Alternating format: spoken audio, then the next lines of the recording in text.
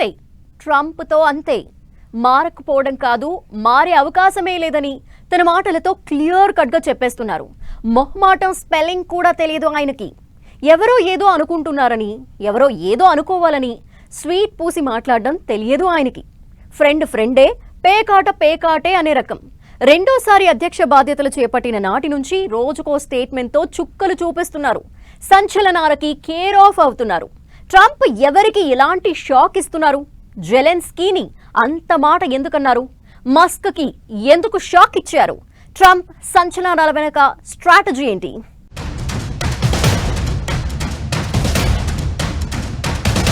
మనోళ్ళు పగోళ్ళు అనే తేడా లేనేలేదు. అందరికీ తన మార్క్ మాటల ట్రీట్మెంట్. జెలెన్స్కీ నియంత అంటూ ఘాటు వ్యాఖ్యలు, మస్క్ది అన్యాయమే అంటూ స్టేట్మెంట్. భారత రాజకీయాలపైన ట్రంప్ సంచలనం. రోజుకో సెన్సేషన్తో రచ్చరేపుతున్న ట్రంప్ ఆయన రకం. టెంపరితనానికి పిన్ కోడ్ లాంటి వ్యక్తి. ఆయనను మార్చలేం. మార్చాలి అనుకునే వాళ్లే మారిపోయారు. అలాంటి ట్రంప్ రెండోసారి అధ్యక్ష బాధ్యతలు చేపట్టిన తర్వాత రోజుకో సంచలనానికి తెరతీస్తున్నారు. మనోళ్ళు పక్కోళ్ళు అని కాదు, అందరికీ అదే ట్రీట్మెంట్. గెలిపించిన వాళ్లకు, గెలుపులో పక్కన ఉన్న వాళ్లకు అందరికీ వరుస పెట్టి షాకులిస్తున్నారు.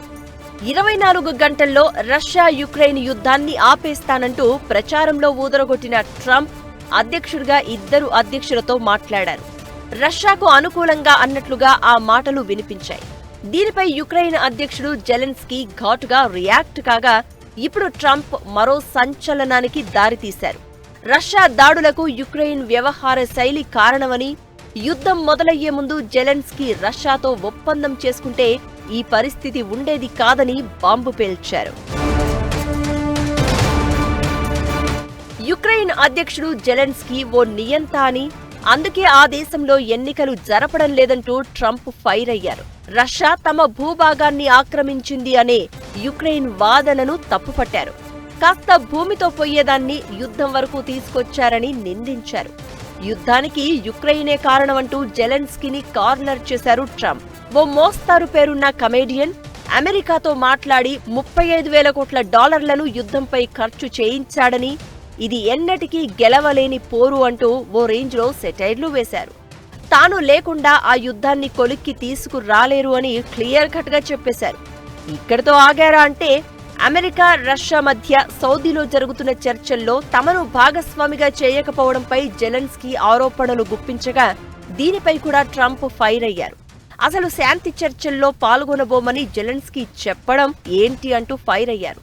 ట్రంప్ ఇప్పటికే రష్యా వైపు మాట్లాడుతున్నారని డిసైడ్ అయిన జెలెన్స్కీ యూరప్ సైన్యం ప్రతిపాదన తీసుకువచ్చారు.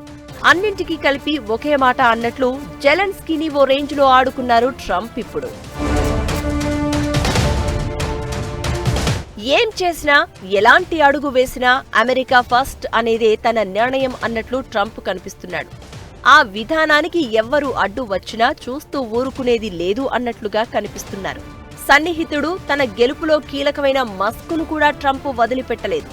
అమెరికా ప్రయోజనాలకు భంగం వాటిల్లే విషయాన్ని ఎవరు చేసినా ఒప్పుకునేది లేదు అన్నట్లుగా మస్క్ పై సెటైర్లు వేశారు.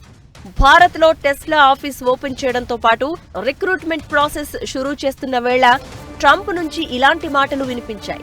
భారత్లో టెస్లా ఫ్యాక్టరీ ఏర్పాటు చేయడం అన్యాయమే అవుతుందని ట్రంప్ ఫైర్ అయ్యారు. మస్క్ పక్కన ఉన్న టైంలోనే మీడియా సాక్షిగా ఈ వ్యాఖ్యలు చేయడం ఆసక్తి రేపుతోంది. ఈ మధ్య మోదీ సర్కార్ కొత్త ఈవీ పాలసీ తీసుకొచ్చింది. ఈవీ వాహన తయారీ సంస్థలు దేశంలో కనీసం $500 మిలియన్ పెట్టుబడి పెట్టి ఇక్కడే ఉత్పత్తి చేస్తే సుంకాలు 15% తగ్గించేలా విధానాన్ని తీసుకొస్తోంది. అలా చేయడం ద్వారా పెట్టుబడులు భారత్కు వస్తాయి. అదే జరిగితే అమెరికా కార్లను ఎగుమతి చేసే అవకాశాన్ని కోల్పోతుంది. ఇది ట్రంప్ కడుపు మంట. అందుకే మస్క్కు స్వీట్ వార్నింగ్ ఇచ్చింది.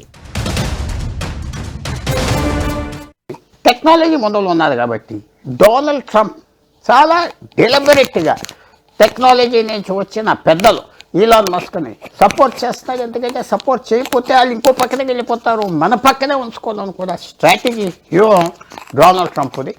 జెలెన్స్కీ, మస్క్ మాత్రమే కాదు, భారత రాజకీయాల్లోనూ ట్రంప్ వేలు పెడుతున్నారు. భారత్లో జరిగే ఎన్నికల్లో ఓటర్ల సంఖ్యను పెంచేందుకు అందించే $21 మిలియన్ ఫండును అమెరికా డోజ్ విభాగం రద్దు చేసింది. ఈ నిర్ణయాన్ని సమర్థించిన ట్రంప్ బైడెన్ సర్కారుపై సంచలన ఆరోపణలు చేశారు. భారత్లో ఓటింగ్ శాతం కోసం అమెరికా ఎందుకు $21 మిలియన్ ఖర్చు చేయాలి? ఆ దేశంలో మరెవరినో గెలిపించేందుకు ప్రయత్నించినట్లు అర్థమవుతుంది అంటూ సంచలనాలకు తెరతీశారు. ట్రంప్ వ్యాఖ్యలు ఇప్పుడు ఇక్కడి రాజకీయాల్లో మంటలు రేపుతున్నాయి. అసలు అమెరికా నిధులతో లాభపడింది ఎవరు? ఖచ్చితంగా అధికార పార్టీ అయితే కాదంటూ బీజేపీ ఘాటు విమర్శలు గుప్పిస్తోంది. ఇలా ట్రంప్ రోజుకో స్టేట్మెంట్ రచ్చరచ్చే రేపుతూ ఉండగా ప్రపంచ దేశాల్లో వణుకు మొదలవుతోంది. అమెరికా ఫస్ట్ ఈ నినాదానికి ట్రంప్ స్ట్రాంగ్ గా ఫిక్స్ అయినట్టు కనిపిస్తున్నారు. దీని తర్వాతే ఇంకేదైనా ఇంకెవరైనా అన్నట్టు Trump రఫాడిస్తున్నారు.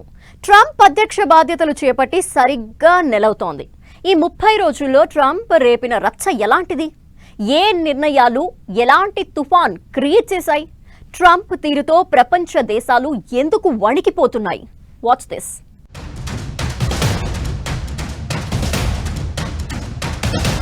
America great again, America first నినాదాలతో రెండోసారి అధ్యక్షుడైన ట్రంప్ అమెరికన్లుగా తలెత్తుకునే విధంగా పాలిస్తాను అని హామీ ఇచ్చారు. ఆ మాటకే ఇంకా స్టిక్ అయి ఉన్నారు. ఎవరైనా సరే తనకేంటి అన్నట్లుగా నిర్ణయాలు తీసుకుంటున్నారు. రెండోసారి అధికార పగ్గాలు చేపట్టిన ట్రంప్ దూకుడు మీద కనిపిస్తున్నారు. అన్ని విషయాల్లోనూ అమెరికా ఆధిపత్యాన్ని ప్రదర్శిస్తున్నారు. మిత్రులు శత్రువులు తేడా లేదు, అన్నింటా వ్యాపార ధోరణి ప్రదర్శిస్తున్నారు. ఒప్పుకుంటే సరే, లేదంటే బల ప్రయోగానికి సిద్ధమంటూ హెచ్చరికలు జారీ చేస్తున్నారు. సంచలన నిర్ణయాలు తీసుకుంటున్నారు. ఇది జస్ట్ టీజర్ మాత్రమే, పిక్చర్ అభి బాకీ హే అన్నట్లుగా వార్నింగ్లు ఇస్తున్నారు ట్రంప్. ఇదే ఇప్పుడు ప్రపంచ దేశాలకు వణుకు పుట్టిస్తోంది.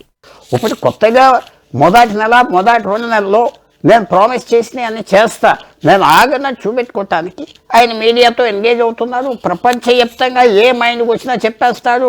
ఆయన రిప్రజెంటేటివ్ కోసం ప్రెస్ కాన్ఫరెన్స్ కోసం ఆగడు. అది ఆయన పద్ధతి, ఆయనకు పనిచేస్తుంది, ఆయన వాడతాడు. ఓడిపోయినా మళ్ళీ గెలిచాను, నా స్ట్రాటజీ వల్ల ఆయనకి పూర్తి నమ్మకం ఉన్నది కాబట్టి ఆయన మాటలు ఆగడు.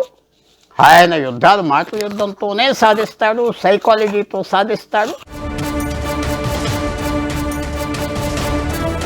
మెక్సికో, కెనడాపై ఎన్నికల ముందు నుంచి కారాలు మిరియాలను నూరిన ట్రంప్ తను అధికారంలోకి వచ్చిన తర్వాత ఆ దేశాలపై సుంకాల మోత మోగించారు. మెక్సికో, కెనడాతో పాటు చైనాకు కూడా షాక్ ఇచ్చారు. ఆ 2 దేశాలపై అదనంగా 25%, చైనాపై 10% టారిఫ్ విధించారు. అయితే ఆ 3 దేశాలు కూడా తగ్గేదేలే అనడంతో వాణిజ్య యుద్ధం మొదలైనట్లు అయింది.